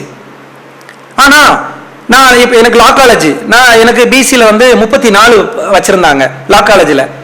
அப்ப நான் 43.2 எடுத்திருந்தேன். ஏன்னா நான் வந்து சிவில் சர்வீஸ் ப்ரிப்பேர் பண்ணேன். அப்புறம் டெல்லிக்கெல்லாம் போக வர வருமானம் சூழ்நிலை, நாங்களே ஒரு காட்டுக்குள்ள, மாஞ்சோலை காட்டுக்குள்ள இருந்தோம். நாங்க திருநெல்வேலிக்கு வந்ததே பெரிய விஷயமா இருந்தது. அப்புறம் எங்க அண்ணன் ராபர்ட் அண்ணனை டிபெண்ட் பண்ணி, அண்ணன் இல்லைன்னா நாங்க மதுரைக்கே வந்திருக்க மாட்டோம். எங்க அம்மா அப்பா கஷ்டப்படலன்னா என் கிளாஸ்மேட்ஸ் எல்லாம் இன்னும் ஏலக்காய் பறிச்சுட்டு இருக்காங்க, காஃபி கொட்டை பறிச்சுட்டு இருக்காங்க, தேயிலை பறிச்சுட்டு இருக்காங்க. நாங்க திருநெல்வேலி வந்து அதை விட்டு மதுரைக்கு எங்க அண்ணனை டிபெண்ட் பண்ணி வந்து சீனியர்கிட்டையும் கத்துட்டு, லஜபதி ராய் சார்ட்ட கத்துட்டு ஏதோ ஓரளவுக்கு நாங்க எங்களை டெவலப் பண்ணிட்டு இருக்கும்போது டெல்லியெல்லாம் பெரிய எனக்கு கனவா இருந்தது. அதனால நான் அதை விட்டுட்டேன். ஆனா அந்த சிவில் சர்வீஸுக்கு நான் வெறித்தனமா படிச்சோம்ல, லா காலேஜ் என்ட்ரன்ஸ்ல அப்படின்னு ஃபோன் ஆயிடுச்சு. கொஸ்டின்ஸ் வந்து ரொம்ப எனக்கு ஈஸியா இருந்தது. அப்ப நான் பிசி 34 எடுக்கணும், நான் 46.4 எடுத்திருந்தேன். கோட்டா வந்து எனக்கு ஓபன் கோட்டால வந்துட்டு. அப்ப பிசி கட் ஆஃப்ல ஒரு ரிசர்வேஷன் இருக்கும்ல, எத்தனை இருக்கும்? 34. யாரோ ஒரு 34 எடுத்த பையனோ பொண்ணோ பிசி கோட்டாலாம் வந்திருப்பான். சரி, பிணைக்காஸ் தான் பிசிஏ, அவனை ஓபன் ரிசர்வேஷன்ல வச்சுட்டாங்க. அப்ப பிசியில ஒருத்தனை கட் பண்ணு. நெவர். பிசியில வரக்கூடிய சீட்டு 30னா, பிசியில வரக்கூடிய 50னா அந்த 50 பேருக்கு வரும். சோ ஷெட்யூல் காஸ்ட்ல ஒருத்தர் இருக்காரு, அவர் ஓபன் கோட்டால அடிச்சு வந்துட்டாரு. அப்ப ஷெட்யூல் காஸ்ட்ல கொடுக்கக்கூடிய 3 சீட் இருக்கு. இல்ல நீ ஷெட்யூல் காஸ்ட்ல இருக்கிற, நீ படிச்சு அங்க ஒருத்தன் போயிட்டான், அவன் ஓபன் கோட்டால மார்க் எடுத்து போயிருக்கான். இங்க ஷெட்யூல் காஸ்ட்க்கு நீங்க கொடுக்க வேண்டியதை கொடுத்துடணும். ஒரு பிசி முஸ்லீம் அதே தான், எல்லாருக்குமே தான். காலையில நம்ம சொன்ன மாதிரி தான், what sauce for the goose is sauce for the gander. அவனுக்கு என்ன உரிமையோ அதுதான்.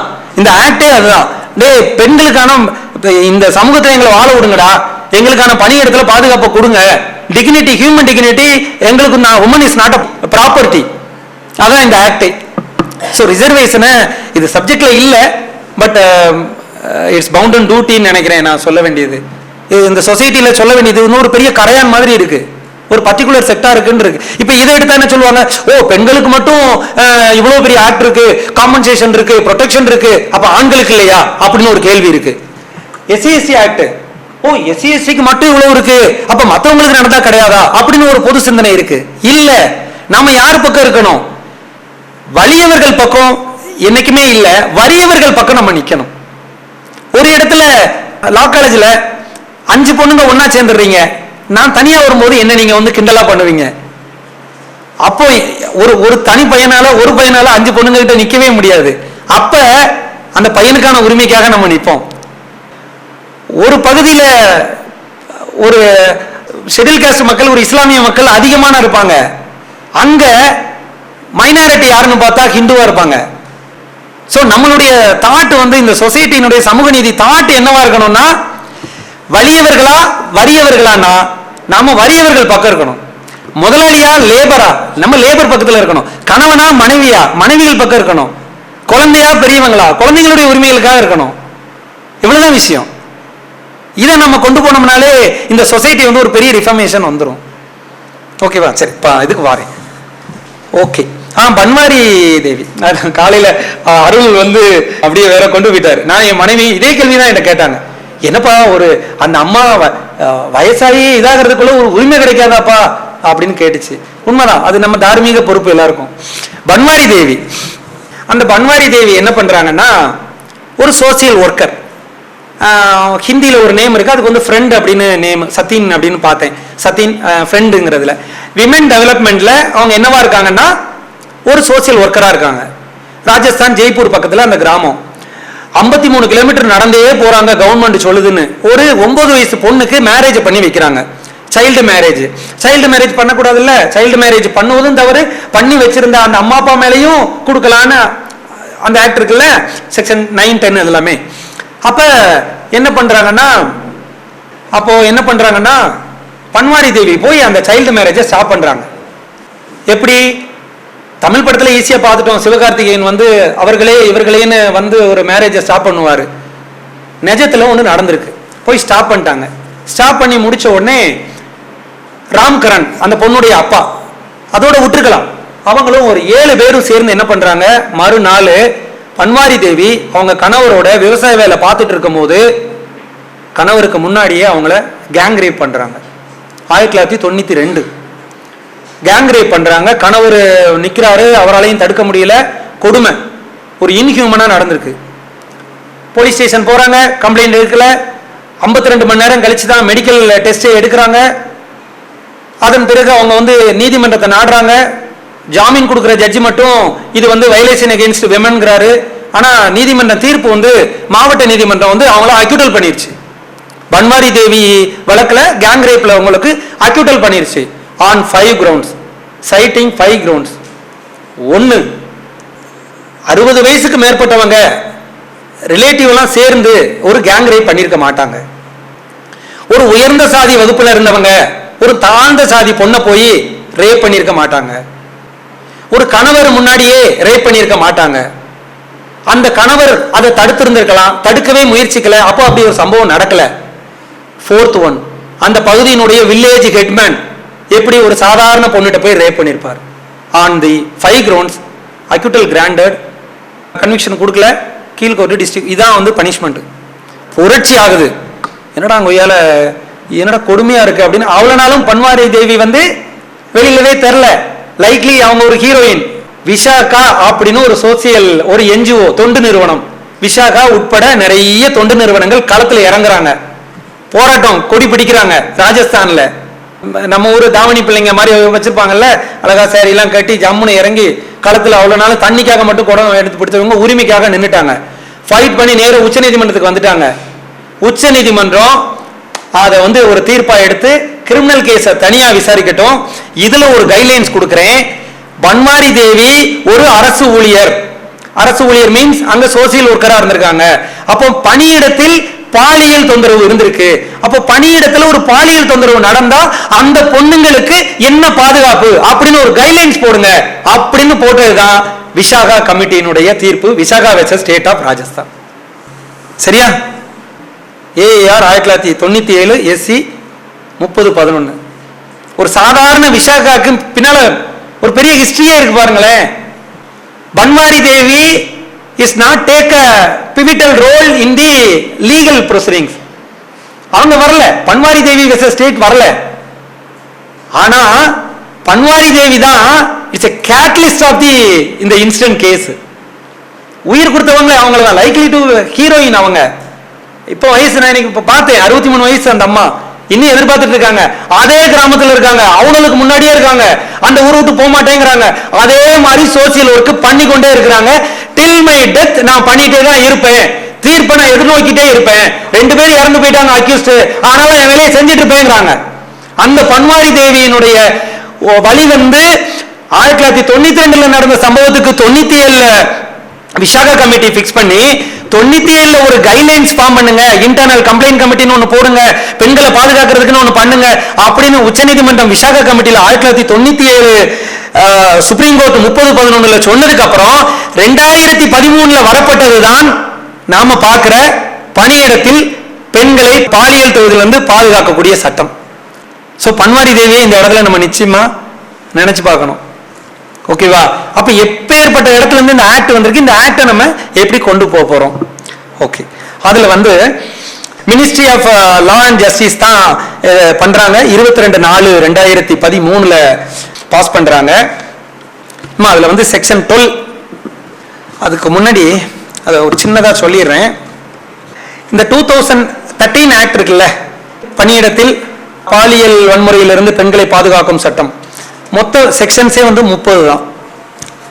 ரூல்ஸ் வந்து 14, விதிகள் 14, செக்ஷன்ஸ் பிரிவுகள் வந்து 30. இது போதுமானதாக இல்லை. அந்த செக்ஷன்ஸ் வந்து எப்படின்னா, டெஃபினேஷன் கிளாஸை விட்டுறலாம். செக்ஷன் 4 ஆஃப் தி ஆக்ட் வந்து இன்டர்னல் கம்ப்ளைண்ட் கமிட்டி அமைப்பது, ஐசிசி இன்டர்னல் கம்ப்ளைண்ட் கமிட்டி அமைப்பது. அதுல 2 விதமான கமிட்டி இருக்கும், internal complaint committee, local committee. Internal complaint கமிட்டினா யாருன்னா, எந்த எஸ்டாப்ளிஷ்மெண்ட், ஃபேக்டரி, நிறுவனங்கள், நம்ம வழக்கறிஞர் கூடம், இங்க கூட நம்ம ஜெண்டர் சென்சிடைசேஷன் வச்சுட்டு இருக்கோம். Justice Anitha Sumanth, Justice Nisha Banu, Justice RN Manjula judge, அவங்க தான் இப்போ இதுக்கு பொறுப்புல இருக்காங்க. அந்த இன்டர்னல் கம்ப்ளைண்ட் கமிட்டியில, அந்த இன்டர்னல் கம்ப்ளைண்ட் கமிட்டியினுடைய சேர்பர்சனா ஒரு விமன் இருக்கணும். அவங்க சீனியர் மோஸ்ட் எம்ப்ளாயியா இருக்கணும். அந்த தொழிற்சாலைக்கு ஒரு தொழிற்சாலையா தான் வச்சுக்கிடுவோம். ஒரு திருப்பூர் ஸ்பின்னிங் வச்சுக்கிடுவோம், இல்ல மேலூர்ல உள்ள நம்ம டிவிஎஸ் சக்கரான்னு வச்சுக்குவோம், எல்லாருக்கும் தெரிஞ்ச இது. மேலூர்ல உள்ள டிவிஎஸ் சக்கரா, அங்க வந்து ஒரு பணியிடத்துல ஒரு பெண்ணுக்கு வந்து வார்த்தைகள் மூலமாகவோ டச் பண்றதுனாலயோ பாலியல் தொந்தரவோ ஒன்று நடக்குது. அதுக்கு இந்த இன்டர்னல் கம்ப்ளைண்ட் கமிட்டி ஒன்று அமைக்கணும். அப்ப இந்த டிவிஎஸ்ல உள்ள ஒரு சீனியர் விமன் தலைவரா இருக்கணும். 2 மெம்பர்ஸ் அதுல இருக்கணும், எம்ப்ளாயீஸ். அந்த 2ல ஒருத்தங்க பெண்ணா இருக்கணும். பொது இடத்துல இருந்து, அந்த கம்பெனிக்குள்ள இல்லாம பொது இடத்துல இருந்து விசாகா போன்று ஒரு தொண்டு நிறுவனமா இருக்கணும். தொண்டு நிறுவனத்துல இருந்து ஒருத்தங்க, அது பீப்புள்ஸ் வாட்சா இருக்கலாம், வான்மிகளா இருக்கலாம், எவிடன்ஸா இருக்கலாம், ஒரு தொண்டு நிறுவனத்துல இருந்து. அப்புறம் X officio member. X officio member யாருன்னா, ஒரு சோசியல் வெல்ஃபேர் ஆபீசர் ஒருத்தர் இருப்பார். எக்ஸ் அபிஷியோனா உங்களுக்கு தெரியும், அந்த நேரத்தில் யார் பொறுப்புல இருந்தாங்களோ அவங்க தான் எக்ஸ் அபிஷியோ. இவங்களை கொண்ட ஒரு 5 பேர் கொண்ட குழு இருக்கணும். அந்த குழுவுல 50% பெண்கள் இருக்கணும். சேர்மன் விமனா தான் இருக்கணும். இது ஐசிசி. இது அப்படியே லோக்கல் கமிட்டி, லோக்கல் கமிட்டிக்கு தலைவர் வந்து ஹெட்டட் பை டிஸ்ட்ரிக்ட் கலெக்டர். புரிஞ்சிருச்சுல்ல? ஆர்கனைஸ்டு, அன்ஆர்கனைஸ்டு, தனித்தனி நிறுவனங்கள், தொழில் நிறுவனங்கள், எஸ்டாப்ளிஷ்மெண்ட், ஃபேக்டரி, இதுகளுக்கெல்லாம் வரும்பொழுது ஐசிசி வந்துடும். அரசுன்னு வரும்போது கலெக்டர் தலைமையில் வந்துடும். இதான் மாவட்ட அளவில் உள்ள கமிட்டி, லோக்கல் கமிட்டி. கலெக்டர் தான் இதான் அத்தாரிட்டி. அவருக்கு கீழே அதே போலதான் பெண்கள் சீனியர் மெம்பர் இருப்பாங்க. 50-50 இருக்கணும், அவங்களுடைய பங்களிப்பு இருக்கணும். செக்ஷன் 4. 5 வந்து நோட்டிபிகேஷன், டிஸ்ட்ரிக்ட் கலெக்டர் பார்த்துட்டோம். 6 தான், செக்ஷன் 6 தான் நான் சொன்ன இந்த constitution local complaint committee. Section 9 complaint கொடுக்கிறது. பாதிக்கப்பட்ட பெண் எப்படி கம்ப்ளைண்ட் கொடுக்கிறது, எத்தனை செட்டு ஜெராக்ஸ் காப்பி கொடுக்கணும், அது என்ன வகையில் கொடுக்கணும், எல்லாமே section 9 of the act. Section 10 conciliation. இங்கே உள்ள நம்ம மீடியேஷன் சென்டர் மாதிரியே ஒரு கன்சிலியேஷன். சரி இருக்கு, ஏதாவது சமாதானமா போறீங்களா, அது அமிக்கபிளா அதை முடிக்கிறாங்களா அப்படிங்கிறதுக்கான ஒரு கன்சிலியேஷன் செக்ஷன் 10. 11 ரொம்ப ரொம்ப முக்கியம், inquiry into the complaint. Enquiry இல்லை, inquiry. Inquiry into the complaint, அதை தான் விசாரிக்கிறாங்க. செக்ஷன் 12 வந்து action during pendency of enquiry. வழக்கு விசாரணையில் அதாவது துறை ரீதியான விசாரணை நடந்து கொண்டிருக்கும் பொழுது ஆக்ஷன் எடுக்கிறது, நடவடிக்கை எடுக்கிறது. செக்ஷன் 12. செக்ஷன் 13 வந்து என்கொயரி ரிப்போர்ட் சப்மிட் பண்றது. 14 செக்ஷன் 14 வந்து பனிஷ்மெண்ட் ஃபார் ஃபால்ஸ் கம்ப்ளைண்ட். ஒருவேளை பாதிக்கப்பட்ட பெண்ணே வந்து நடக்காத சம்பவத்தை கொடுத்திருந்தா செக்ஷன் 14 பனிஷ்மெண்ட் ஃபார் ஃபால்ஸ் அல்லது மெலிசியஸ். செக்ஷன் 15 காம்பன்சேஷன் ஃபிக்ஸ் பண்றது. வேகமா போறேன்னா சொல்லிருங்க. செக்ஷன் 15 காம்பன்சேஷன் ஃபிக்ஸ் பண்றது. செக்ஷன் 16 அந்த நேமோ கம்ப்ளைண்டோ அதை எதையுமே டிஸ்க்ளோஸ் பண்ணாம இருக்கிறது. ப்ரொஹிபிஷன் ஆஃப் பப்ளிகேஷன், யார் கம்ப்ளைண்ட் கொடுத்துருக்கா என்ன டீட்டெயில் வந்து வெளியில விடாமல் இருக்கணும், ஏதாவது அவங்களுக்கான உரிமை இல்லை. 17 16 வந்து விடக்கூடாது. அப்படி 17னா அதுக்கு பெனால்ட்டி. அப்படியும் மீறி அந்த பொண்ணு யாரு அப்படின்னு பப்ளிகேஷன் பண்ணாலோ. ஒரு எக்ஸாம்பிள் கூட வச்சுக்கலாம். அது செக்ஷுவல் ஹராஸ்மெண்ட் உமன் ஆக்ட்ல இல்லைனா கூட விமனுடைய ஆஸ்பெக்ட்ல ஜஸ்டிஸ் கிருபாகரன் ஜட்ஜிட்ட வந்தது. கிருபாகரன் ஜட்ஜி புகழேந்தி ஜட்ஜி இங்கே டிவிஷன் பெஞ்ச் இருக்கும்போது பொள்ளாச்சி நடந்த சம்பவத்துக்கு ஊரே கொதிச்சு எழுந்தது. அவங்களுக்கு வந்து 1 கோடி காம்பன்சேஷன்ங்கிறத ஃபிக்ஸ் பண்ணாங்க. ஆனால் என்ன பண்ணிட்டாங்க, தமிழக அரசு ஜிஓல அந்த பாப்பாவோட பேரை மென்ஷன் பண்ணிட்டாங்க. அதுக்கு ஜஸ்டிஸ் கிருபாகரன் வந்து காம்பன்சேஷன் போட்டார். பிகாஸ் தேர் டிக்னிட்டி வந்து ஷுட் பி மெயின்டைன், அவங்களுடைய டீட்டெயில்ஸ் வந்து ஷுட் நாட் பி பப்ளிகேட். அதுதான் வந்து இந்த செக்ஷன் 16 17. அப்புறம் அப்பீல் செக்ஷன் 18ல பாதிக்கப்பட்டது விமனா இருந்தாலும் அப்பீல் போகலாம், பாதிக்கப்பட்ட ஜென்ஸா இருந்தாலும் அப்பீல் போகலாம். செக்ஷன் 19 ஒரு எம்ப்ளாயருடைய டியூட்டி. எம்ப்ளாயர் எம்ப்ளாயி, எம்ப்ளாயர் முதலாளி, எம்ப்ளாயி தொழிலாளி. அந்த எம்ப்ளாயருக்குன்னு ஒரு டியூட்டி இருக்கும். அதுதான் என்னன்னா, இங்க பக்கத்துல வேற என்ன ஃபேக்டரி இருக்கு ஏதாவது சொல்லுங்க. அருணா அலையன்ஸ்ல வந்து நான் தொழிலாளி, அர்ஜுன் வந்து முதலாளியா இருக்காரு. அவருக்குன்னு சில டியூட்டி இருக்கு. ஐசிசி கமிட்டி அமைக்கணும், ஆப்பர்ச்சுனிட்டி கொடுக்கணும், என் தரப்பு நியாயத்தை பாதிக்கப்பட்ட பெண்ணான என் நியாயத்தை கேட்கணும், என் கம்ப்ளைண்ட்டை வாங்கணும், ஆப்போசிட்ல நான் யார் மேல கம்ப்ளைண்ட் கொடுத்துருக்கணும் சகாயத்து மேல கம்ப்ளைண்ட்டை ப்ரொசீட் பண்ணணும், அவருக்கு ஆப்பர்ச்சுனிட்டி கொடுக்கணும், அவர் தரப்பு நியாயத்தை கேட்கணுங்கிற டியூட்டி ஆஃப் தி எம்ப்ளாயர் முதலாளி. அதான் செக்ஷன் 19.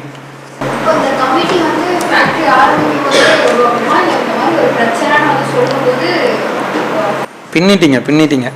என்ன கொஸ்டின் கேட்டுச்சா சொல்லுங்கம்மா. அவ்வளவுதான். 10 பேர் இருந்தாலே ஆட்டோமேட்டிக்லி வந்து இந்த act will comes under the purview. இப்ப சமீபத்தில் என்னன்னா 10 பேர் இருந்தாலே இப்போ ஒரு ஜிஓ பாஸ் பண்ணியிருக்காங்க. அந்த ஜிஓவை நான் இப்ப அடுத்து சொல்லிடுறேன். அது வந்து ஜஸ்டிஸ் மஞ்சுளா ஜட்ஜினுடைய தீர்ப்பை வந்து நிச்சயமா எல்லாருமே படிக்கணும். ஒரு அட்டகாசமான ஜட்ஜா இருக்காங்க, பின்னிட்டாங்க. நாங்க ஒரு கேஸ் வாங்கியிருக்கோம், அதுல நாங்களும் ஒரு மனுதாரர், சோஃபியா வெர்சஸ் ஸ்டேட்னு. கமிட்டி ஃப்ரேம் பண்ணணும், கைட்லைன்ஸ் கொடுக்கணும், விழிப்புணர்வு நடத்தணும், கருத்தரங்கங்கள் கொண்டு போகணும், ஐசிசி அமைக்கணும், ஐசிசி அமைக்கலான நடவடிக்கை எல்லாமே அதுல எழுதிட்டாங்க. இப்ப இஎஸ்ஐ இபிஎஃப் மாதிரி அந்த 10 பேரோ 20 பேரோ இருக்காங்கன்னு இஎஸ்ஐ இபிஎஃப் போய் கண்டுபிடிச்சு அந்த தொழிலாளிகளுக்கு போய் எது கொடுங்க அப்படின்னு டிட்டர்மினேஷன் ஃபிக்ஸ் பண்ற மாதிரிலாம் இல்லை. இந்த டியூட்டி ஆஃப் தி எம்ப்ளாயருக்கு செக்ஷன் 19லயே வைக்கலன்னா அவங்க மேல நடவடிக்கை எடுக்கலாம். ஐசிசி கமிட்டியை நீ ஃபிக்ஸ் பண்ணு, அது சம்பவம் தப்பு தண்டா நடந்திருக்கா சம்பவம் நடந்திருக்காங்கிறதெல்லாம் இல்ல. they have to bound and duty to constitute ICC internal complaint committee.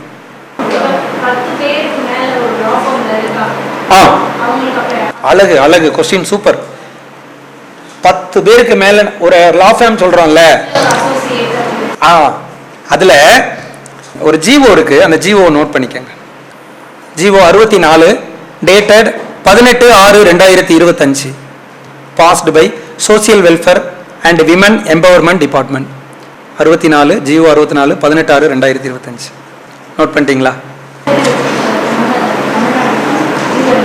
ஆமா, ஆக்சுவலா ஆக்டையே நீங்க விட்டுறலாம், அந்த ஜிஓல தான் இருக்கு. ஆக்ட் வந்து ஒரு டீடைல்டாவே இல்லை, இன்ஆடிக்யூட்டா இருக்கு. எப்படி சிஎஸ்டி ஆக்ட் வந்து 1989ல வந்தது, பிசிஆர் ஆக்ட் ஃபர்ஸ்ட் வந்தது, பிசிஆர் ஆக்ட் வந்து protection of civil rights act வந்தது, அது இன்ஆடிக்யூட்டா போதுமானதா இல்லை. உடனே 1989ல எஸ்சிஎஸ்டி ஆக்ட் வந்தது, அதுவுமே நிறைய திருத்தங்கள் மேற்கொண்டதுனால 2015 அமெண்ட்மெண்ட் 2018 அமெண்ட்மெண்ட் வந்ததோ, அதே போல 2013 ஆக்ட்ல நிறைய டீடைல்ஸே இல்லை. யாரு விக்டிம், யாரு டிபெண்டன்ட், யாரு கம்ப்ளைண்ட் என்ன எல்லா டீட்டெயிலும் இந்த ஜிஓல தான் இருக்கு. நான் அடுத்து அந்த ஜிஓக்கு வந்துடுறேன். அதுல எனி இன்ஸ்டிடியூஷன் வந்துருச்சு, நாட் கவர்மெண்ட், ஆர்கனைஸ்டு, அன்ஆர்கனைஸ்டு, வீட்டில் பாலியல் ரீதியாக நடந்திருந்தா, ஒரு சர்வெண்ட் அம்மா இருக்காங்க, வீட்டில் ஒரு பணியிடத்தில் பாலியல் நடந்தா கூட வந்துரும். என்னமா வயல் எல்லாமே பெஸ்ட் ஜிஓவா வந்துருச்சு. என்ன கேட்டா ஜிஓ தான் அவ்வளோ டீட்டெயில்டா இருக்கு. சரியாம்மா? ஓகே.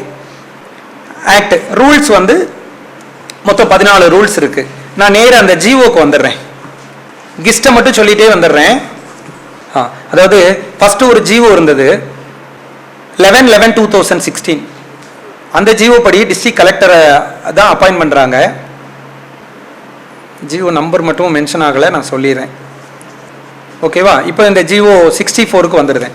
ஜிஓ 64 என்ன சொல்லுதுன்னா, இது எதுக்காக கொண்டு வந்ததுன்னா, constitutional doctrine of fundamental rights, article 14 அனைவரும் சமம், article 15 no discrimination on the religion, caste, place of birth, article 21 right to privacy and personal right. இந்த மூணையும் உறுதிப்படுத்துவதற்காக, என்ஷூர் பண்றதுக்காக தான் இந்த ஆக்ட் வந்திருக்குன்னு.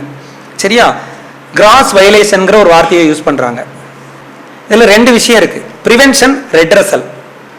இந்த பிரிவென்ஷன் வந்து ஜிஓ வந்து நிறைய இருக்கு. அது நீங்க உங்களுக்கு ஒரு மாதிரி இருக்கும், அதனால ரொம்ப ஸ்பீடா போயிருந்தேன். 86 கிளாஸ் இருக்கு இந்த ஜிஓல. 86 கிளாஸ் புதுசா கொண்டு வந்திருக்காங்க. இந்த 86ஐயும் நான் கொஞ்சம் வேகமா சொல்லிடுறேன், எது இம்பார்ட்டன்ட்டோ அதை மட்டும் சொல்லிடுறேன். ஃபர்ஸ்ட் ஒன், புதுசா ஒரு லேபர் கோடு வந்திருக்குல்ல, 4 ஆக்ட் வச்சு, அந்த லேபர் கோடுலையும் இன்ஸ்ட்ருமெண்டல் இன் பிரிவெண்டிங் இன்ஸ்டன்ஸ், அதுலயும் போஷ் ஆக்டை கொண்டு வந்துட்டாங்க. இந்த ஆக்டை நம்ம ஷார்ட்டா வந்து போஷ், POSHன்னு சொல்லுவோம், அதை SCSTன்னு சொல்ற மாதிரி போஷ் ஆக்டை கொண்டு வந்துட்டாங்க. ஸோ நியூ லேபர் கோடுலையும் இன்ஸ்ட்ருமெண்டல் இருக்கு. 1. 2, இதுல 2 ரெமெடி இருக்கு, 2 விஷயம் இருக்கு ஆஸ்பெக்ட். பிரிவென்டிவ், ரெட்ரஸல், வருமுன் தடுப்பது, அதற்கான தீர்வுகள். ரெமெடி 2 இருக்கு, civil remedy, criminal remedy. Civil ரெமெடியை ப்ரொசீஜர் படி ஃபாலோ பண்ணலாம்.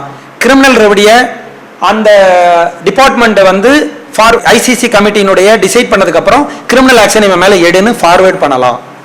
செக்ஷன் 19 நீங்க கேட்டீங்கல்ல, அதுல ஜெயசித்ரான்னு ஒரு கேஸ் குறிச்சுக்கோங்கம்மா.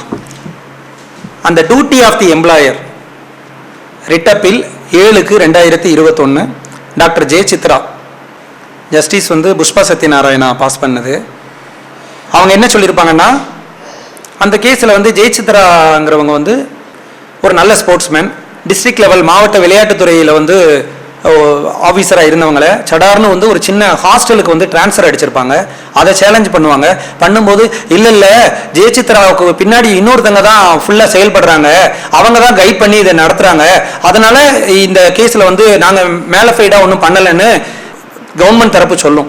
அப்போ ஜட்ஜம்மா என்ன சொல்லியிருப்பாங்கன்னா, அவங்கள ஜெயசித்ராவை கைட் பண்ண வேண்டிய பொறுப்பு அவங்களுக்கு கிடையாது, ஃப்ரெண்டுக்கு கிடையாது, பொறுப்பு எம்ப்ளாயரான முதலாளியான உங்களுக்கு இருக்கு, நீங்க அதை செய்யல அப்படின்னு சொல்லிட்டு அந்த சஸ்பென்ஷன் உத்தரவை ரத்து பண்ணியிருப்பாங்க செக்ஷன் 19க்கு. அதை நம்ம கிளாஸ் முடிச்ச உடனே சொல்லுவோம். அப்புறம் அந்த செக்ஷன் 19 இருக்குல்ல, ICC கமிட்டி டிசைட் பண்ணணும்ல, அதுல என்னென்ன இருக்கணும்னா, டிரான்ஸ்பரண்ட் இருக்கணும், உண்மைத்தன்மை வெளிப்படைத்தன்மை இருக்கணும், ஃபேர்னஸ் இருக்கணும், அன்பயாஸ்டா இருக்கணும், பாரபட்சம் இருக்கக்கூடாது, வெளிப்படைத்தன்மை இருக்கணும், சர்வீஸ் ரூல்ஸை ஃபாலோ பண்ணணும், ஆப்பர்ச்சுனிட்டி கொடுத்து வாய்ப்புகள், சம வாய்ப்புகள் 2 பேருக்கும் கொடுத்துருக்கணும் செக்ஷன் 19ல. அதே போல அந்த எம்ப்ளாயருக்கு, சத்யாமா நீங்க சொன்னீங்கல்ல சார், அந்த இப்போ உள்ளது என்னன்னு, அந்த எம்ப்ளாயருக்கே 2 டியூட்டி இருக்கு. பீரியாடிக்கல் ட்ரைனிங் நடத்தணும், இண்டக்ஷன் ட்ரைனிங்கும் நடத்தணும். ஏற்கனவே உள்ளவங்களுக்கு பீரியாடிக்கலா இந்த ஆக்ட் இப்படி இருக்கு, நீங்க வந்து தைரியமா கம்ப்ளைண்ட் கொடுக்கலாம், தயங்கக்கூடாது அப்படின்னு சொல்லணும். இண்டக்ஷன் ட்ரைனிங் புது நியூ கம்மர்ஸுக்கும் ட்ரைனிங் கொடுத்துட்டே இருக்கணும். இது எம்ப்ளாயருடைய டியூட்டி. இதுல இன்னொரு ஹைலைட் என்னன்னா, டிரான்ஸ்ஜெண்டரும் இந்த ஆக்டுக்குள்ள வரலாம் அப்படின்னு கிளாஸ் 22. ஓகே, ஒர்க் பிளேஸ் அப்படிங்கிறது எந்த இடம் அப்படின்னு ஒரு ஃபிக்ஸ் ஆகுது. அதுல வந்து section 2O and 2P, section 2 subclass O and section 2 subclass P. Work place அப்படிங்கிறது என்ன நீங்க கேட்டீங்கல்லாமா சார்? அது வந்து ஒரு இந்த நிறுவனத்துக்கு வருமா? எல்லாத்துக்கும் வரும். லோக்கல் அத்தாரிட்டியா இருக்கலாம், கவர்மெண்ட் கம்பெனியா இருக்கலாம், கார்பரேஷனா இருக்கலாம், கோஆபரேட்டிவ் சொசைட்டியா இருக்கலாம், கமர்ஷியலா இருக்கலாம், ப்ரொஃபஷனலா இருக்கலாம், ஆர்கனைஸ்டா இருக்கலாம், அன்ஆர்கனைஸ்டா இருக்கலாம். எங்கனாலும் பணியிடத்தில், அது ஒரு பணி செய்கிற இடத்தில் பெண்கள் பாலியல் துன்புறுத்தலுக்கு ஆளானால் இந்த சட்டம் நிச்சயமாக குற்றவாளிகள் மீது பாயும். Section 2O and 2P. அதுல ஒரு ரீசெண்டா ஒரு ஜட்ஜ்மெண்ட் இருக்கு. 10/10/2025 வந்த judgment, 10/10/2025. Doctor Sohail Malik, SOHAIL MALIK, Sohail Malik versus Union of India. Civil appeal number 404/2024. Article 32 Supreme Court சும்மா பின்னி பெடல் எடுத்துட்டு இந்த தீர்ப்புல ஒர்க் பிளேஸ் அப்படிங்கிறது பர்டிகுலர் இந்த இடம்னு கிடையாது. அதுல ரெண்டு விஷயத்த சொல்லிடுறாங்க. ஒரு பணியிடத்தில் பாதிக்கக்கூடிய ஒரு பெண்ணு வேறு ஒரு துறை நபரால பாதிக்கப்பட்டிருந்தா கூட இந்த சட்டம் எடுக்கலாம். அப்புறம் அந்த என்கொயரி எங்க நடக்கணும் அப்படின்னா பாதிக்கப்பட்ட இடத்துல இருந்து நடக்கக்கூடாது. அக்யூஸ்டனுடைய ஆஸ்பெக்ட்ல, அந்த அக்யூஸ்டனுடைய எந்த துறையை சார்ந்திருக்கோ அதுல விசாரிக்கணும். அதுல கூட ஒரு ப்ரொடெக்ஷன் வந்து விமனுக்கு கொடுக்கணும்னு சொல்லியிருப்பாங்க. இந்த ஜட்ஜ்மெண்ட் வந்து civil appeal number 404/2024, doctor Sohail Malik versus Union of India, 10/12/2024.